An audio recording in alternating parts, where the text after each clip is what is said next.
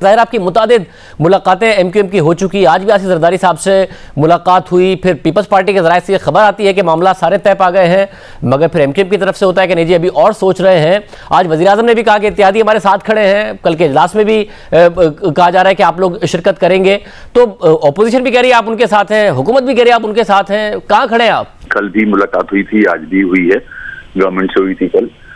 आज जो peoples party से मीटिंग हुई थी उस पे जो उनका मैंने भी आपके चैनल में देखा था, एज सच उस डिसीजन पे अभी पहुंचे नहीं हैं हम लोग।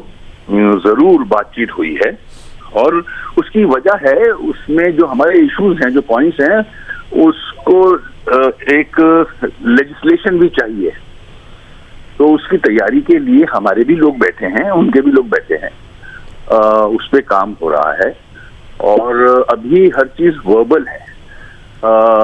बड़ी अच्छी बात है कि बिलावल साहब ने और जरदारी साहब ने हमारी जितनी भी डिमांड थी उनको अप्रूव किया है और कहा है कि ये जायज डिमांड्स हैं। दुरुस्त है, उसको तो तकरीबन 10-12 दिन हो गए ना ये पीपल्स पार्टी को भी ये कहे हुए खुद कि जी सारी डिमांड जायज और हम मानते हैं, तो उसके बाद से लेके अब तक क्या वो मुआहदे के लिए तैयार नहीं हो रहे हैं? आपको क्यों नहीं यकीन दिला पा रहे हैं कि हाँ जी हम ये जो डिमांड आप रख रहे हैं और हम मान रहे हैं इस पर अमल भी करेंगे? उसमें डिले जरूर हुआ है और मैं समझता हूँ हमारे दोस्तों की तरफ से ही हुआ है डिले। अब उसमें मसला ये है कि फिर कल हुकूमती वफ्द भी आपसे मिला और आज वज़ीर-ए-आज़म कह रहे हैं कि इत्तेहादी हमारे साथ ही खड़े हैं, तो कल क्या हुकूमती वफ्द से भी बहुत अच्छी मुलाकात हुई है? उन्होंने भी कुछ ऐसा ऑफर किया है कि जिसकी वजह से आपको लगता है कि आपके मुतालबात जो पीपल्स पार्टी से हैं मुख्तलिफ, जो आप बार बार बताते रहे हैं, वो हुकूमत भी मानने को तैयार है और आपको कुछ वहाँ भी उम्मीद है? हुकूमत से बिल्कुल अच्छी मीटिंग हुई थी, आज भी इत्तेहादी तो हैं हम बिल्कुल, और डिस्कशन में जो हालात हैं जो आप भी देख रहे हैं टेलीविजन पे, उनके जो MNAs हैं जो उनको छोड़ के चले गए, उस हवाले से भी हमारी बात हुई, उनके नंबर्स के हवाले से भी बात हुई। बिल्कुल हम आज तो साथ हैं, मगर हालात को देखते हुए शाहजेब हमें भी उस पे नजर रखनी तो है ना। जहां तक सिंध से पर्टेन करने वाले हमारे इश्यूज हैं, जाहिर है वो तो PTI नहीं पूरे कर सकती, तो हमने इसीलिए पीपल्स पार्टी गवर्नमेंट के साथ हम बैठ रहे हैं। जो देरीना मुतालबे रहे हैं, like implementation of supreme court order 4060 का इन लेटर इन स्पिरिट इम्प्लीमेंटेशन, और 2-3 ऐसे इश्यूज हैं जो कि देरीना हैं और इसकी वजह से आपको पता है ना कि अगर वो रिटर्न में भी आपसे प्रॉमिस कर लेंगे तो बहुत मुश्किल है कि पीपल्स पार्टी उन वादों पर अमल कर रही होगी। आप तहरीक इंसाफ के साथ भी तो हुकूमत में तहरीरी मुआहदे के बाद ही आए थे ना, उन्होंने कौन से वादे पूरे कर दिए? ये तो हमारा एक्सपीरियंस है, चाहे वो PMLN हो, पीपल्स पार्टी हो या PTI हो, उस तरह से मुतालबे कभी पूरे नहीं किए गए। तो आप लिखवा लें, तो क्या फर्क पड़ जाना है? वो लिख के दे देंगे, उसके बाद नहीं करेंगे, फिर क्या होगा?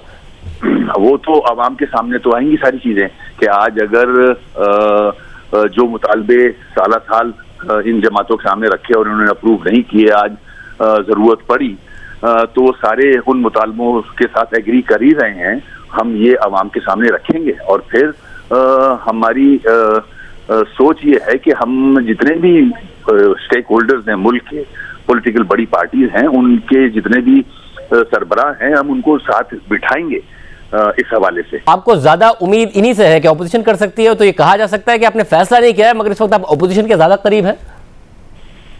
मैंने शाहजेब कहा कि हमारे मुतालबे पूरे कर दें, हम फिर डिसीजन लेने के काबिल हो सकते हैं। तो कौन इस वक्त आपके मुतालबे पूरे करने के ज्यादा करीब है, हुकूमत या अपोजिशन? मेरे ख्याल में देखें, हुकूमत के पास तो वो नहीं है। 18 अमेंडमेंट के बाद तो जो इशू हमारे साथ हैं वो सूबे से रिलेट करते हैं, वो तो पीपल्स पार्टी के पास हैं। जाहिर है कुछ ऐसी चीजें हैं जो फेडरल गवर्नमेंट से पर्टेन करती हैं, तो अगर देखा जाए तो जाहिर है ऑपोजिशन की तरफ ही नजर जाती है। तो इसलिए इस वक्त आपका झुकाव ऑपोजिशन ही की तरफ है। अगर वो वादे पूरे कर दें जो वो वादे कर रहे हैं, उनको रिटन फॉर्म में आपको गारंटी दे दें, तो रिटन फॉर्म में गारंटीज भी दें और जो इम्प्लीमेंट हो सकते हैं फौरी नौयत के, वो उसको इम्प्लीमेंट कराएं। और जो टाइम दरकार है जिसमें वो फिर हम सारी सियासी जमातों के लीडरान के सामने रखेंगे, ताकि पाकिस्तान की आवाम को और ख़ास तौर पर सिंध की जो अर्बन एरियाज में लोग रहते हैं उनके सामने इस इशू को लेके आएं। उनको भी पता होना चाहिए कि ये मेजर पार्टीज हैं जो एमक्यूएम के वोट जिनको दरकार हैं, उन्होंने जो वादे किए हैं वो फुलफिल करते हैं या नहीं करते हैं। और इस हवाले से काफ लीग से भी आपका राब्ता है, वो क्या फैसला कर रहे हैं, मिलके हो रहा है या अलग अलग ही कर रहे हैं अपनी मुलाकातें और आपस में राब्ते में? हमारा तय तो हुआ था कि हम कंसल्ट करेंगे एक दूसरे को, मगर जाहिर है वो एक कैसी अलग जमात है, हम अलग जमात हैं, हमें फैसला करना होगा तो हम आजाद हैं फैसले के। और क्या वसीम साहब, फैसला ना करने की एक वजह ये भी है कि आखिर तक पता नहीं है कि जो फोन कॉल है वो आ ना जाए, कि झुकाव किस तरफ है, जो न्यूट्रलिटी है वो आप लोगों को भी मुश्किल में डाल रही है कि फैसला करें तो क्या करें? शाजिब ऐसा नहीं है। मैं पहला पॉइंट आपके साथ एग्री करूंगा, कंफ्यूजन है, नंबर्स किसी को भी नहीं पता, इवन जो ऑपोजिशन है या गवर्नमेंट है उनको अपने नंबर्स पूरे नहीं पता अभी तक, कंफर्म नंबर्स किसी के पास नहीं है। वो कंफ्यूजन तो है, उस पर मानता हूं मैं, मगर न्यूट्रलिटी की बात नहीं है। अब हमारी अपनी मर्जी है कि अब हमें डिसीजन लेना होगा अवाम के मसाइल को हल करने के लिए। और हुकूमती वज़रा, जो हुकूमती वफ्द आया, वो आपको परेशान नजर आया कि हुकूमत जा सकती है, ये कंसर्न नजर आया उनमें आपको? मेरे ख्याल में परेशानी तो है ना शाजिब, चाहे वो पीएम साहब हो या कैबिनेट हो, परेशानी तो नजर आ रही है। उनके अपने एमएनएज टीवी पे नजर आ रहे हैं इधर उधर जाते हुए, तो बिल्कुल परेशानी तो है उनको। बहुत शुक्रिया वसीम अख्तर साहब।